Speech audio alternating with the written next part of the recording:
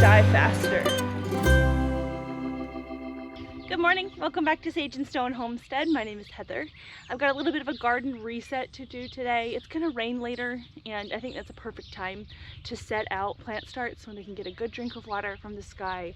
And I also want to lay down some extra mulch because with rain comes a plethora of weeds just popping up. I already have quite a few weeds in the garden. It is time to weed whack. I'll probably do that at some time this week, get things looking a little bit better in here. But for now, I have a lot of these broccoli shoots that have come up. They need to be harvested for sure. I've already harvested the main head out of the middle, and I want to get these guys before we take the plants out. This is my harvest basket for the day.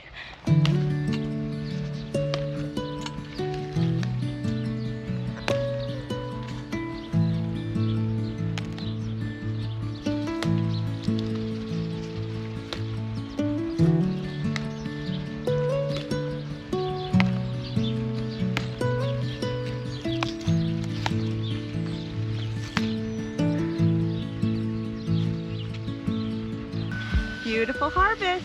This is probably almost as much broccoli as the first harvest, maybe a little bit less. And I think I only harvested the heads maybe a week ago, so this didn't take long. Next thing to do is to take the plants out, and I could pull them up by the roots. I tend to not do that. You can, it's not really a problem. I feel like it takes out a lot of soil from the beds, and also we do have a pretty healthy earthworm population in our garden, and other living microorganisms really like to feast on those roots once they come out, so I like to leave them. I will be replanting this vase. I just won't be planting them in the exact same spot that the stalks are because they're just going to be in the way. With my pruners, I'm just gonna snip these down at the base, and you can eat broccoli greens. Some of these are kind of pest ridden. These really aren't the kind that I would want to eat. They are very good. They taste just like broccoli, which makes sense. But I do have a lot of freeze-dried broccoli greens still from the broccoli leaves from the plants that I grew in the greenhouse over springtime or over winter. So I'm not really worried about saving these for myself. I'm gonna feed them to the chickens because they seem to really appreciate lovely leafy greens. It helps those egg yolks get a really nice deep orange. That, and of course plenty of bugs, which we're definitely getting into that season too. I could also feed some of the broccoli to the pigs. The pigs seem to appreciate broccoli less than the chickens, and I'm a little bit nervous to feed them to things like rabbits and goats just because I feel like they could be a little bit gassy. I could easily be worrying about it for no reason, but I've got the chickens like it, so I'll feed it to them.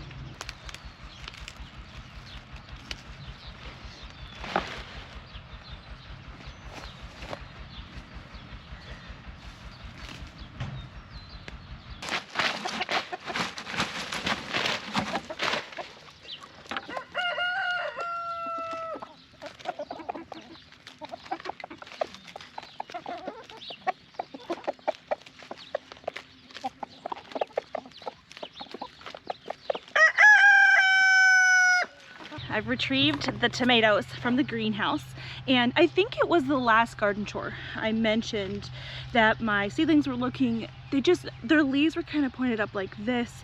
The undersides had a lot of this purpling, and that I thought that meant that they needed some more nutrition, and I think I was right.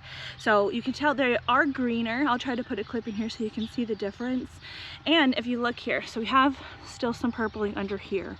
Usually when a plant recovers from a nutritional imbalance, you're not going to notice necessarily an improvement on the leaves that were there when the plant was deficient. The new leaves though should show improvement, and so we've got nice green undersides to the leaves up here. The plants are a lot greener in general, and so I do believe that the nutrition imbalance is what was going on with them, but they're going to be good once we get them in the ground for sure. But I do need to do a little bit of amending. I had already amended these beds with bone meal, but they're probably going to need more than that. I am reserving a lot of my manures and things to help me fill some raised beds that I'm getting this year. So I bought some more Trifecta Plus, and I think it's 1/4 cup per plant for a heavy feeding plant. 3 tablespoons, so a little bit less than 1/4 cup. So most of these are the Heat Master tomatoes. So they are determinate. They're not going to get super tall. They're about 4 feet tall. And I'd like to put 4 per bed in here. Take roughly 3 tablespoons and kind of scatter it around in the soil that's going to be closer to the roots of this plant. Pop out the plant. This soil is kind of wet, so it's falling apart, but that's okay.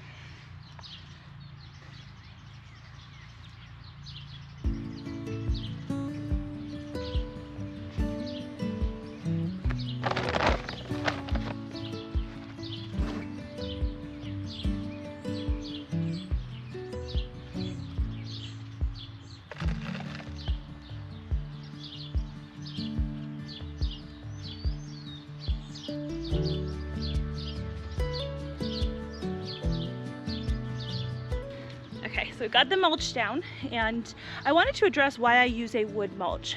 It is true that if a lot of wood pieces end up down where the roots are of your plants, that those wood pieces are going to be taking away the nitrogen out of the soil in order to break themselves down. So you can kind of end up having nutrient-starved plants if the wood mulch is down by the roots, but that's really the key.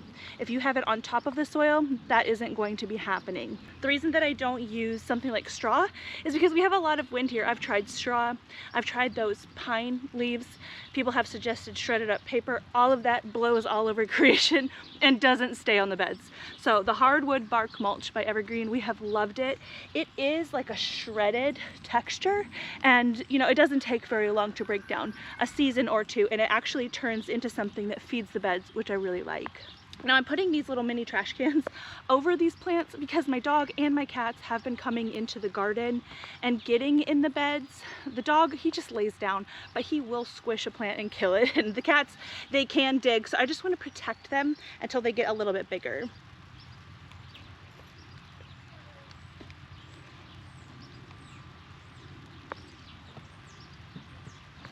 Good morning.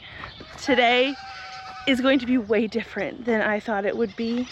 Backstory, kind of. I like to suggest that everyone with goats, especially if you're new to goats, get your eyes on your goats twice a day so you can tell if anything is going amiss.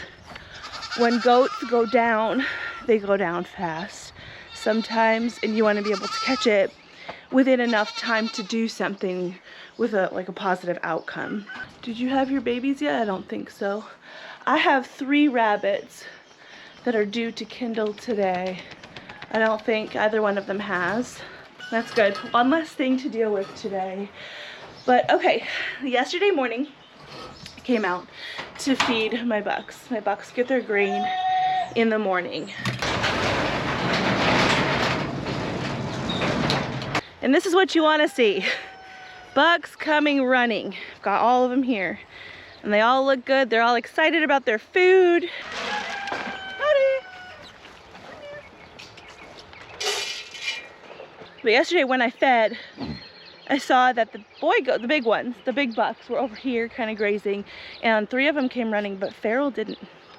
And that concerned me. Feral right here, my big white buck. He just sort of stood over there looking at me, and I was like, why are you not coming for your food?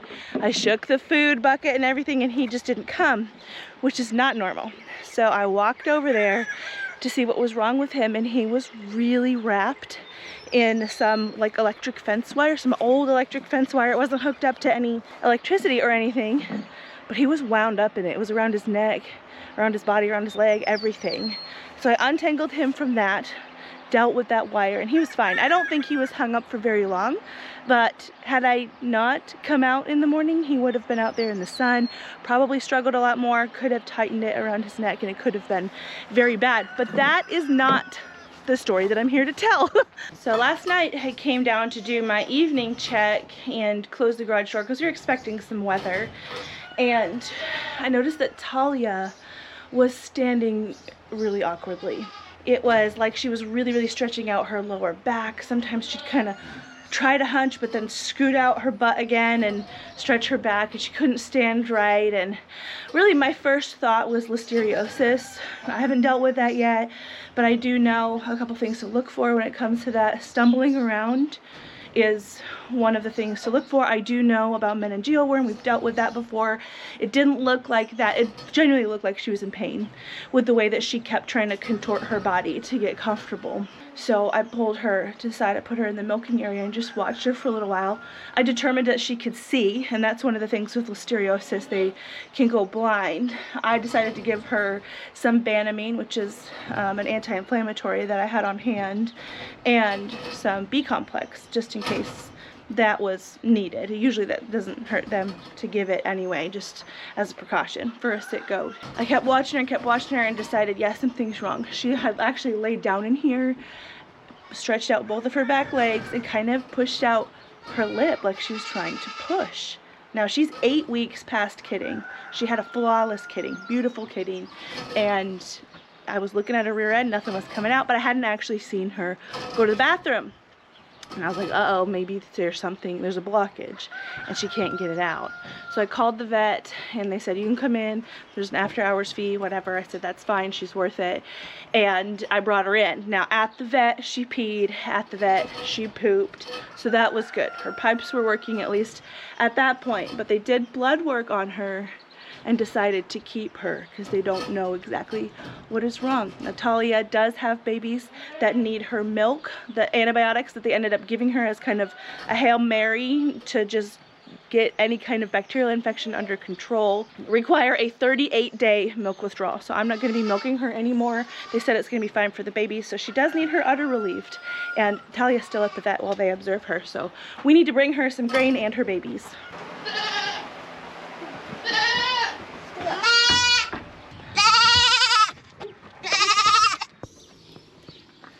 You ready to go back? Come on, girls.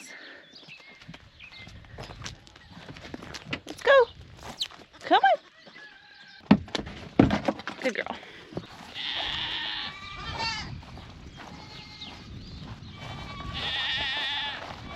Obviously, we have Talia back, but their best guess is an ulcer.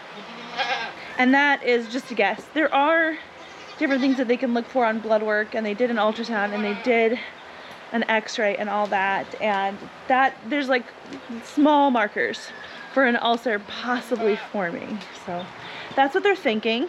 She is holding her tail kind of funny. I'm gonna see if she'll do it. She is still doing the weird stretching.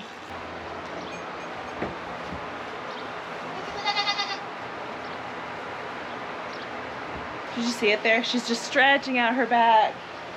And yesterday, though, last night, she was kind of lunging forward and then doing that. She seemed to be more pained yesterday, so it's probably the pain meds doing their thing.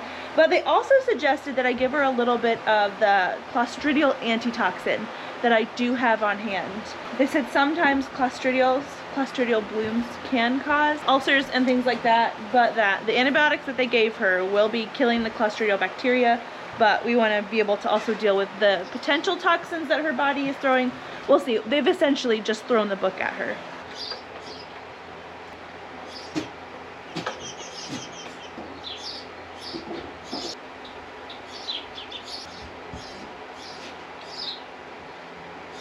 So yeah, really the bottom line is the vet doesn't know. I've given her the medication in case it's an ulcer. I've given her the medication in case it is a Clostridial bloom. We have given her pain medicine in case it's just an injury. We've given her antibiotics to cover anything that could be going on there. And I'm supposed to sell her in a week, and I probably am not going to, because this is not something I want to pass off to somebody else. Not that I would expect this to repeat itself, but I don't want to be selling a goat to somebody that I'm not sure is super healthy. So, plus her milk withdrawal time right now, I think I mentioned it before, is 38 days. I would rather just leave her kids on her than either me milk her or have somebody else milk her and just dump the milk for over a month. That is a lot. So let's talk a little bit about price. Like, what does it cost to take a goat to a vet after hours and keep them overnight and give them all these medications and do all of these things? I have taken a couple goats, really honestly all the goats that I've had that have had kind of extra situations go on where I felt like I needed help from a vet. They've literally all been La Manchas. It hasn't been the mini La Manchas and it hasn't been the Nigerian dwarves. It's actually kind of funny. I have taken Margie to the vet before, but that was when I was brand new and didn't know what I was dealing with. She scoured and got a fever after she had kids. Turned out that she had a raging worm load. It's literally the only time that I've dewormed Margie, and she's been awesome ever since. I've taken goats to the vet before, and this was the most expensive vet bill that I have ever had. Now, this is my first time with this particular vet. I wanted to establish with this vet because they are closer to my house, and this vet will give you full bottles of medication to administer yourself as you see fit on your farm. That is very valuable for a vet to trust you that way. I was able to come home today with an entire bottle of Banamine. I have an entire bottle of that antacid medication, or whatever it is. It's like goat Prilosec, I guess, something like that. But all told, the cost to treat Talia today was $600, and we still don't know if it's gonna work. Now, every homestead and every farmer, every goat owner needs to come to their own conclusion on whether or not any particular goat is worth the cost of veterinary care, because it can be very expensive. The thing with Talia is I spent about $375 on her, I think, when I bought her. I bought her with a group of goats, and the goats were discounted because I bought a few of them, and she has given me beautiful kids. She's never caused me any major problems. Prior to this, she kids out great. She raises her babies super big, super fast. She does have a good quality of milk, and she's only 3 years old. I feel like she has a lot of life left to give. So I mentioned that I was going to sell Talia with 2 of her daughters, and the people buying that group of goats was paying $900 for all 3 goats in milk. So if they don't end up taking Talia, which I'm going to suggest that they don't, but I am going to leave it up to them, then I still get $600, which is what it cost to medicate her. And those are Talia's babies.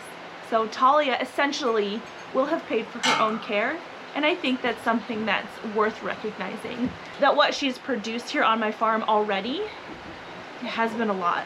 She really has paid her way quite well, and if, you know, the exchange of her daughters helps pay for some of her veterinary care, to me that's worth it. Now, I do have that like on the horizon to look forward to, so I know that the $600 that I just paid is coming back to my pocket, and there's a lot of value in that security. I'm not gonna lie, there is a lot of value in that. Yeah, I don't know that I would be willing to do that a second time for Talia. I don't think I would necessarily have to. We'll see, but she is starting to really inch towards the end of what I would be willing to put into her as far as veterinary care. But we've done all we can at this point, and now we just wait and see if anything that we are doing or have done will work.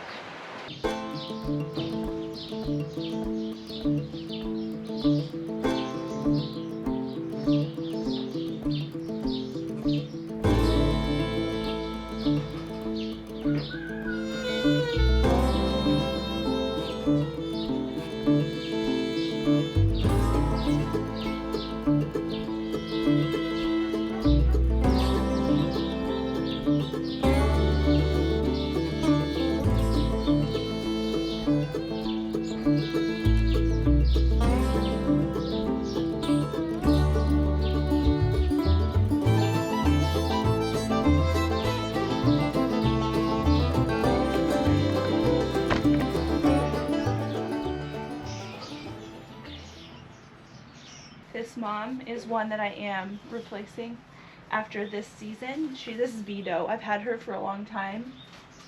She had some babies in the nest. You know, it seems like a decent sized litter, but then there's 3 of them that were outside. Probably caught them within enough time to put them in, because I did see her in the active stages of labor this morning. Yep, they're all 3 of them are still moving. So I'll just shove them in here. Cover them up, it's okay, babies. And then we'll check them later.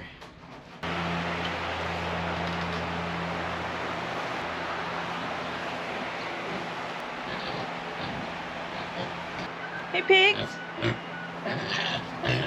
Where's the other one? I hear her.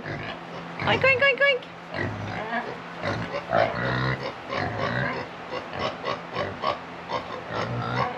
Chloe and her friends are doing well.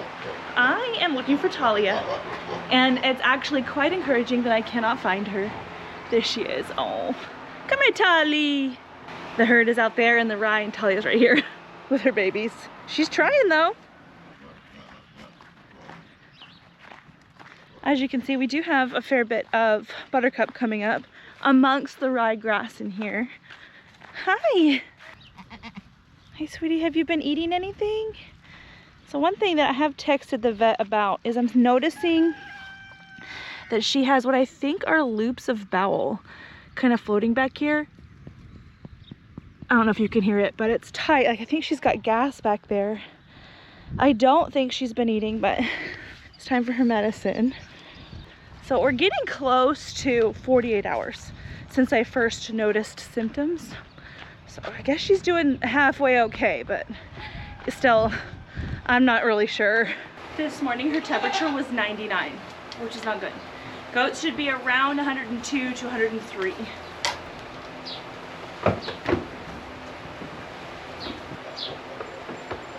102.3. That's an improvement. So last night when I texted the vet and showed him that weird bowel bulge that she has, this is her room inside, so you can't see it on this side, but he said, hey, how about we include penicillin into the mix, because he thinks that maybe she has a Clostridial bloom. Clostridial is a bacteria that's normally inside the goat's gut, but they can take advantage of when the goat is not feeling well and really proliferate and throw out toxins. So we have already been giving her the CD antitoxin, which will help with the toxins, but apparently the best antibiotic for actually like kicking back the actual bacteria is penicillin. So she's due for that injection right now. We gave her the one yesterday, and this is their second dose. Goats really should have their antibiotic for 5 consecutive days.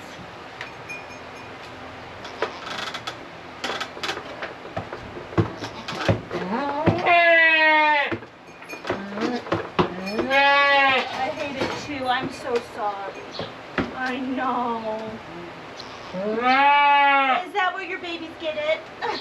I'm sorry, Mama. It has to go in the muscle. Still giving her, I'm still giving her B complex. Yeah, and her anemia score still looks good.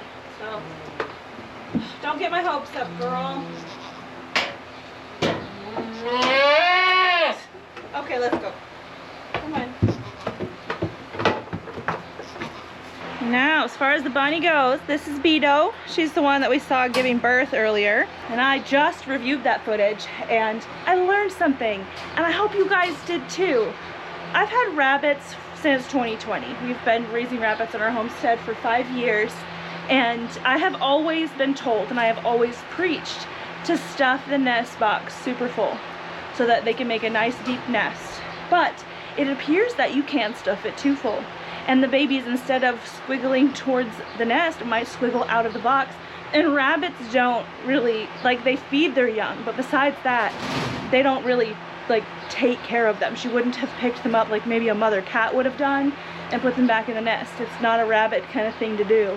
And I would have thought that maybe she had them on the wire, but no, she had them in the box, as you saw, and they fell out. I have checked on these guys already, but I want to check on them with you. I told you we would. And the last time I checked, which was a few hours ago, the babies were all alive. So that is good. This guy is quite tiny. I don't think this is one of the ones that was out, but baby number 1, much bigger. Baby number 2, see the size difference? This guy is a little runt. Baby number 3, 4, 5, 6, 7, 8, 9. And that's how many I counted before. We still have 9 live bunnies. So I'm happy that I caught those guys right after they fell out of the nest. That was good timing. I was not standing there when she gave birth, in case anyone is wondering. I set up the camera and then gave her her space and walked away. We gotta keep an eye on this Runtley dude though. Really tiny. Look at the difference. So much smaller. Aw. So yeah, this little flap here on the nest box is designed to keep babies in, but it can't do its job if the nest box is too full. So be aware of that. I am now aware of that.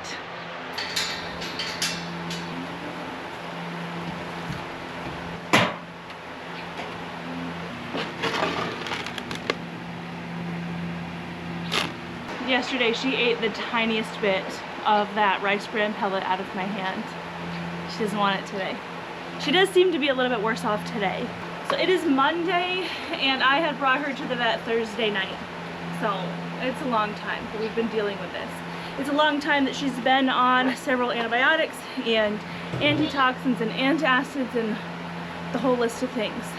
I called the vet again this morning just to give them an update and to tell them I'm not really seeing improvements, except for her temperature was 99 and we brought it back up to normal, but she's still not eating. Like she's right back where we started, essentially. And they're guessing now that she doesn't have an infection, at least she didn't at first, and she may have gotten an infection later due to an obstruction, and we're handling the infection but not the obstruction. And they wanted to refer me out to Knoxville, and they can do all their specialized things with all their specialized equipment and do surgery and all that, and it does sound pretty expensive. I didn't ask, but I think I know. And the only other thing that they can think of is to give her some oil to slick whatever it might be up and move it along, because right now any kind of bowel movement will be better than nothing. So even if she does happen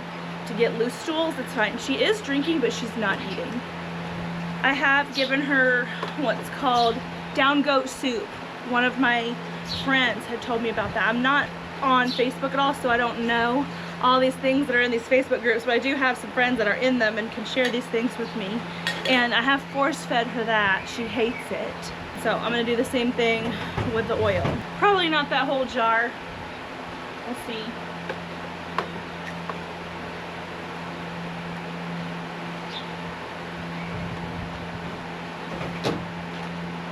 That's not as yummy as a sweet potato, was it?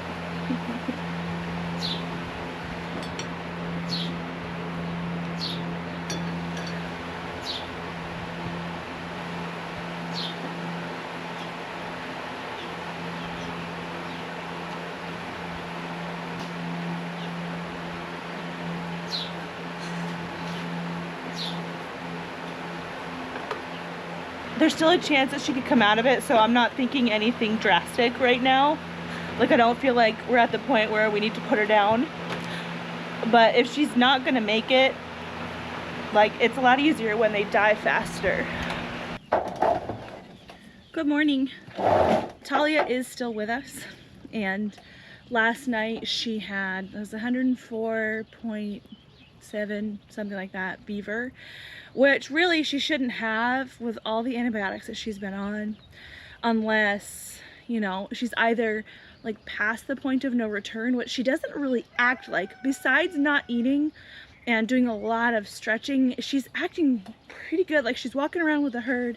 But one thing that I remembered was that one time I had a goat with a raging fever. She also had diarrhea. This was Margie when I first got goats. It was the first real goat issue that I had.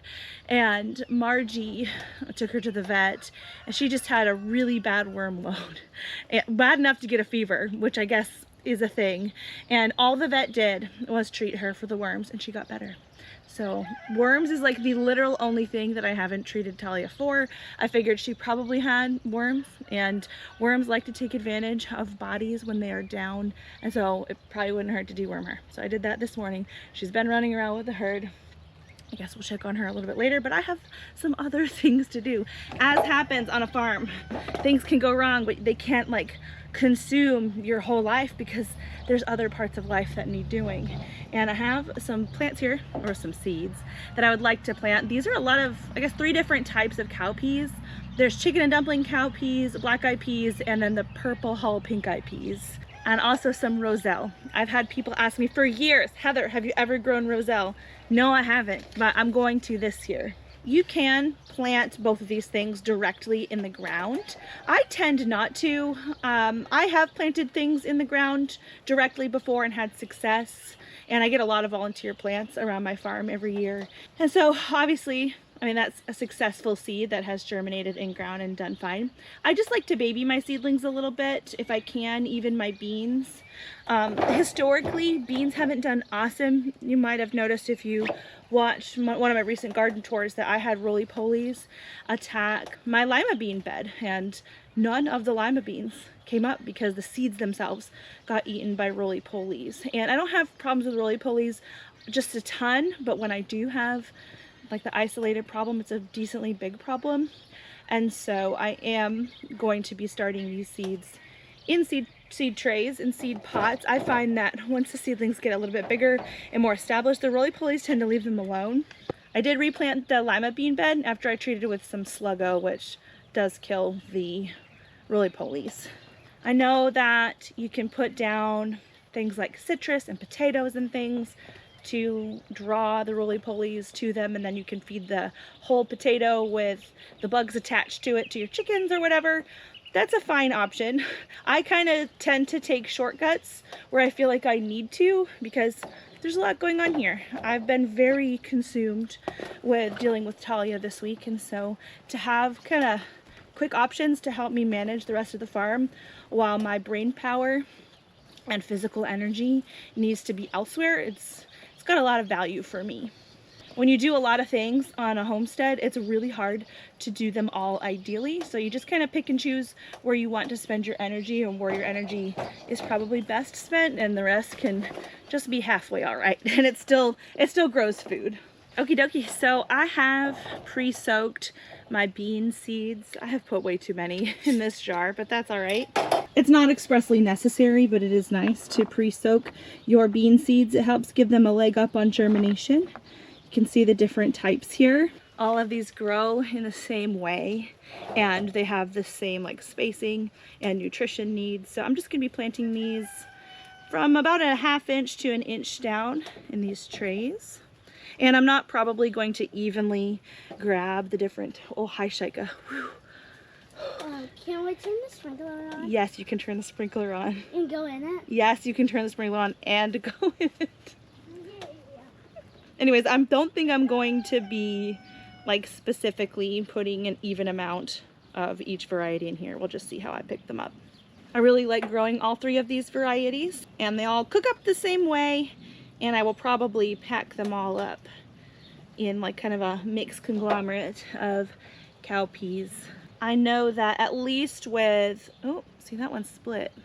I know at least with the purple hull pink eye peas, we'll be able to tell what's what when they come up because they have a purple hull to them.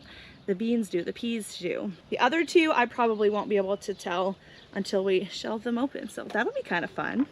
Let me make sure I'm actually getting a variety in here. It would be sad if I didn't get any pink ones.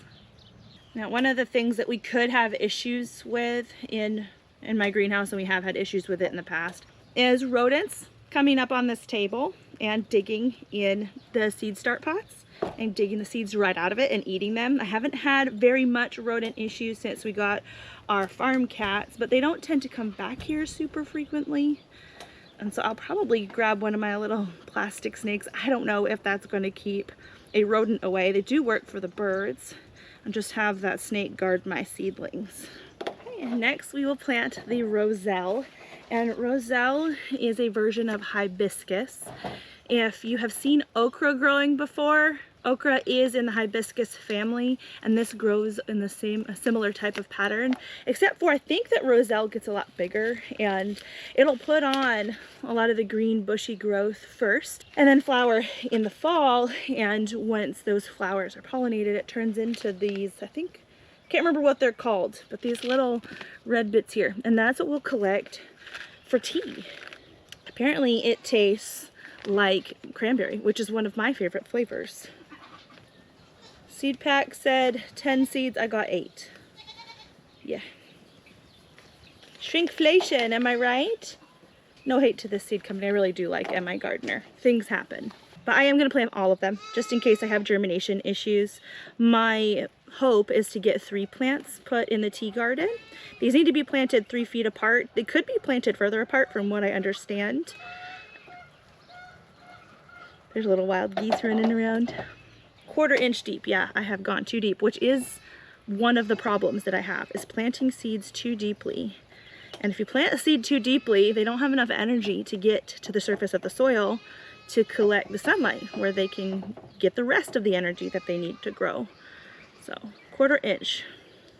Anyhow, I could plant them further apart than 3 feet because they can get pretty big, but I am putting new soil in that space this year, and sometimes new soil isn't really the best the first year, and so I don't anticipate these guys getting to like their full potential. Apparently in warmer climates this can be a perennial plant, but we're gonna grow it as an annual because we don't really have a choice. Probably even if I put it in the greenhouse, this greenhouse gets pretty cold in winter time. We'll definitely get below freezing, close to 0 if we have the random week like that, and so that's fine. It grows as an annual. I'm grateful.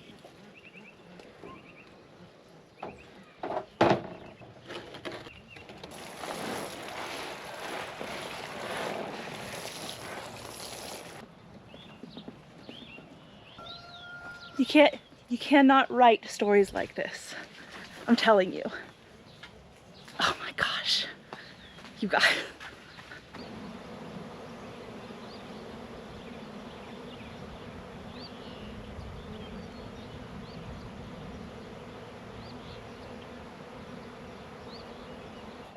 I'm gonna put my veil on and see if I can see what's going on. I can't tell if it's a swarm coming out or if it's a swarm moving in. I did recently set up my hive boxes that the bees had knocked down. They were empty to begin with, and that's probably one of the reasons why the goats were able to knock them down, because a colony full of bees and all their resources is quite heavy. But a neighboring bee colony that decided to swarm could easily decide that they want to move in there. And for the number of swarms that I've had this spring, I feel like they can't all be from my bees, because I only had 3 colonies going into winter, and I don't even know what number swarm this is, and I haven't filmed them all. They're moving in. Wow. It was a couple videos ago where I thought I had bees, this box that has white on the bottom and orange on the top, but it was just bees flying in and out of it, kind of scoping it out. It's called scouting as far as bees go. So I think they're moving in. It looks like there's a lot of bees in between these 2 boxes, in between the small one and the one I'm talking about.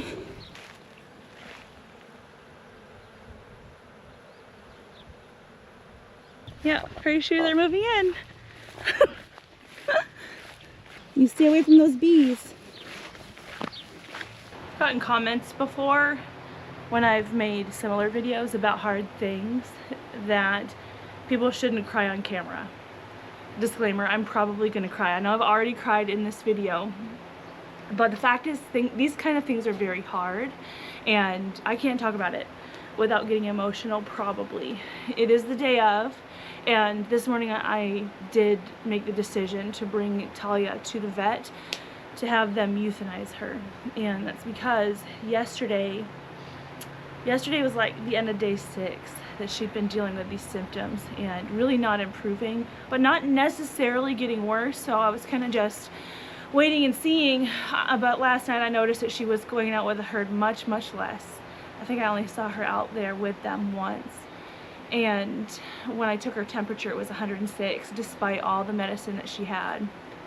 So I loaded her up with more Banamine, which I know you should not give that frequently, but you know, when you're at the point where it's pretty clear that it's the end of the goat's life, you make them comfortable. So this morning I honestly didn't expect to see her alive, and to be honest, I actually started dreading waking up to her being alive, because at this point it just seemed like it was cruel, like limping her along through things. And so she was alive this morning, but not doing super great. Her abdomen had bloated quite a lot. It's not really her rumen, it was lower down, had bloated quite a lot, and she was having a hard time standing. She was having a hard time walking very far without just needing to lay down. Her lungs sounded really crackly, and her temperature was 98, which is really low. She did come up from a low temp once before, but like, she's just not gonna get better at this point, especially because she still hasn't eaten or hadn't eaten. And so I made the decision to call the vet and schedule her euthanasia for a time when I knew I could bring her body in to Murray State for a necropsy. I really want to know what's going on, and I know that the vets also really want to know what's going on, because we threw the entire pharmacy at Talia and it didn't work. Now, we didn't do everything that we like expressly could have because things like surgery are expensive, and with goats, they don't tend to handle anesthesia well when they're healthy and when they're weak. Like, she probably wouldn't have come out of surgery, so it wasn't worth putting her through that, putting our pocketbook through that. But I was willing to spend the money to have Murray State look at her so that we can all learn. And so she's gone, and it's hard. And I'm not gonna have answers for you this video. I literally just brought her in. And so they told me that if they find anything obvious, I'll know within 24 hours. And anything beyond that could be about a week if they have to send out like liver samples or something. And then if they need to send parts and pieces out further to their colleagues or whatnot to get second opinions and things on stuff that maybe is a little bit unclear, we might have to wait up to a month to really figure out what went on with Talia. But the lab seemed very encouraged that the rest of the herd seems healthy. They were encouraged that we do disease tests, and that the most recent disease test, the entire herd came back negative for things. And so I expect that it is going to be obvious. I still think that she has some kind of obstruction or like bowel torsion, which is where the gut twists for whatever reason, and we can move on from there. With whatever they tell me, we can move on from there. If it happens to be something management related, I can adjust my management. And if not, it's just one of those things, and things do happen. Random freak things do happen, and it's unfortunate. So yes, sorry for the yo-yo of a video. I thought about taking out the parts where I was planting, the parts about the bunnies, and just making a vlog about Talia, but I've decided to leave it the way that it is because I think it's a really good picture of a week on the homestead. There's highs and then there's lows, and sometimes the highs and lows come pretty fast. I'm sure that my week of ups and downs was hard to watch condensed in 40 minutes, so I'm sorry for that emotional yo-yo, but like that is what it is. Not that fast normally. But yeah, there's really hard stuff that happens, but I think that it's important to see the life and the beauty amidst some of the hard things, because it really does help brighten up the whole picture, to know that yes, it's sad to lose an animal and to try your hardest to make them healthy and to have it not work. It's a black spot for sure, but that's not the only thing happening here. There's a lot of good happening here. There's a lot of healthy goats here, and healthy animals, and lots of healthy plants, and life moves on. And hopefully we can take whatever information we get from Talia's necropsy and learn from it. That's what I really hope from all of this. I do have a garden tour that I'm planning. I'm probably just gonna move forward with that, and if you see the garden tour without a Talia update, I don't have an update yet, but I will let you guys know. It might be a shorter video. I might be able to embed it in a longer one depending on when the results come in, but I'll let you know as soon as I can.